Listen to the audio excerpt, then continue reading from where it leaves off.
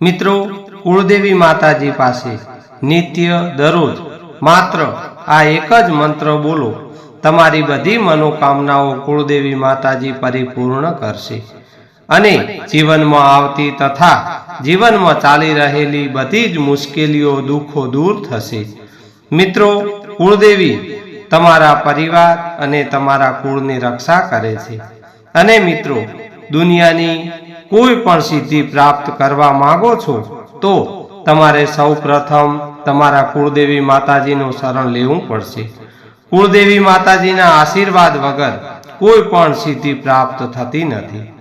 મિત્રો, કોઈ સાધકોને પણ સિદ્ધિ પ્રાપ્ત કરવા માટે પ્રથમ કુળદેવી માતાજીના આશીર્વાદ મેળવવા પડે છે, પછી જ બીજી સિદ્ધિઓ સાધક પણ પ્રાપ્ત કરી શકે છે।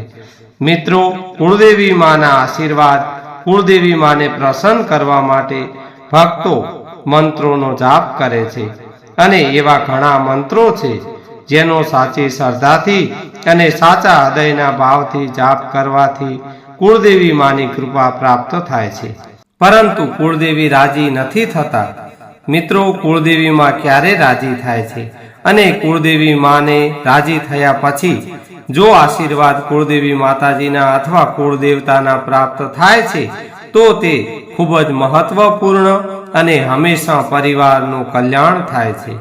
તો મિત્રો, તમે પણ કુળદેવી માતાજીને રાજી કરીને પછી મંત્ર જાપ કરો છો અને આશીર્વાદ પ્રાપ્ત કરવા માંગો છો તો મિત્રો, માતા પિતાની સેવા કરવી, સૌ પ્રથમ માતા પિતાના આશીર્વાદ મેળવવા, ગુરુના આશીર્વાદ મેળવવા, માતા પિતા અને ગુરુની આજ્ઞાનું પાલન કરવું અને ખાસ મિત્રો, તમારા ઘરે તમારી કુંવાસી એટલે કે બેન દીકરી આવે ત્યારે તમારી અથાશક્તિ મુજબ ભેટ આપવી, પરંતુ બેન દીકરીને ક્યારેય નિરાશ ના મૂકવી।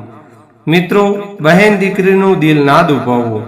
મિત્રો, જે પરિવારમાં, જે ઘરમાં બહેન દીકરી કળ કુંવાસી ખુશી ખુશી આવતી હશે અને ખુશી ખુશી જતી હશે તે ઘર પર હંમેશા કુળદેવી માતાજી અને કુળદેવતાની અસીમ કૃપા દ્રષ્ટિ બની રહે છે।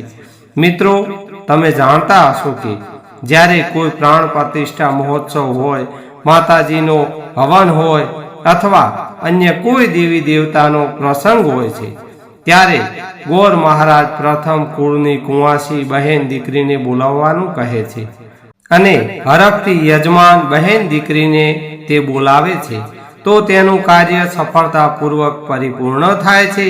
તો મિત્રો, વધારે નહીં તો વર્ષમાં એક વખત તો જરૂરથી બહેન દીકરીને તમારા ઘરે આમંત્રણ આપી અને પ્રેમથી ભોજન કરાવવું અને યથાશક્તિ ભેટ આપવી। મિત્રો, કુળદેવી માતાજીને તમે રોજ દીવા ધૂપ કરો છો ત્યારે આ કુળદેવી માતાજીના આ મંત્રનો જાપ કરવાનો છે। મિત્રો, કુળદેવી માતાજીનું હૃદયમાં ધ્યાન ધરવાનું છે અને સાચા હૃદયના ભાવથી કુળદેવી માતાજીને પ્રાર્થના કરવાની છે અને પછી મિત્રો આ મંત્ર બોલવાનો છે। તેની પહેલા મિત્રો તમારે આ પ્રાર્થના કરવાની છે, હે કુળદેવી માતાજી, અમારા પરિવારમાં રિદ્ધિ સિદ્ધિ આપજો, અમારા દુઃખોને દૂર કરજો, અમારા પરિવારને સુખ શાંતિ આપજો, અમારા પરિવારને, અમારી વંશની વેલીને વધારજો, અમારું કુટુંબ પરિવાર હળી મળીને રહે એવી સદબુદ્ધિ આપજો અને જીવનમાં સફળતા પ્રાપ્ત થાય એવા આશીર્વાદ આપજો અને જાણે અજાણે મારાથી કોઈ પણ ભૂલ થઈ હોય તો તમારો બાળ જાણી મને ક્ષમા કરજો। મિત્રો, આવી રીતે કુળદેવી માતાજીને પ્રાર્થના કર્યા પછી કુળદેવી માતાજીનો આ મંત્ર બોલવાનો છે। તો મિત્રો, આપણે વિડીયોમાં આગળ વધીએ તે પહેલા હજી સુધી જો મિત્રો તમે વિડીયોને લાઈક નથી કર્યો તો વિડીયોને લાઈક કરજો અને તમારા સગા સંબંધીઓને પણ આ વિડીયો જરૂરથી શેર કરજો અને સાચી શ્રદ્ધાથી કોમેન્ટ બોક્સમાં જય કુળદેવીમાં લખવાનું ભૂલતા નહીં, જેથી કરીને આપ સૌ પર કુળદેવી માતાજીની અસીમ કૃપા દ્રષ્ટિ બની રહે। તો મિત્રો, કુળદેવી માતાજીના આ મંત્રનો જાપ તમારાથી થઈ શકે એટલો કરવાનો છે, એટલે કે 11 વખત, 21 વખત અથવા જો દરરોજ આ કુળદેવી માતાજીના મંત્રની એક માળા કરો છો એટલે કે 108 વખત જાપ કરો છો તો વધારે ફળદાયી નીવડે છે અને વધારે લાભદાયક માનવામાં આવે છે.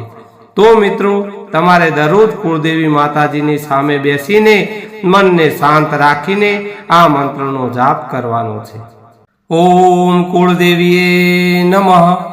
ઓમ કુળદેવીએ નમઃ.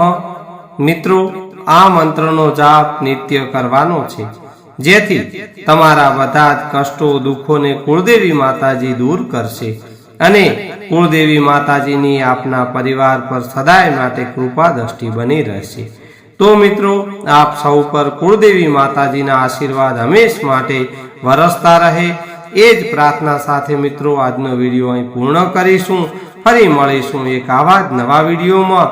ત્યાં સુધી આપ સૌ મિત્રોને મારા જય શ્રી કૃષ્ણ, જય કુળદેવી માં, જય રામદેવ પીર મહારાજ. હર હર મહાદેવ. હર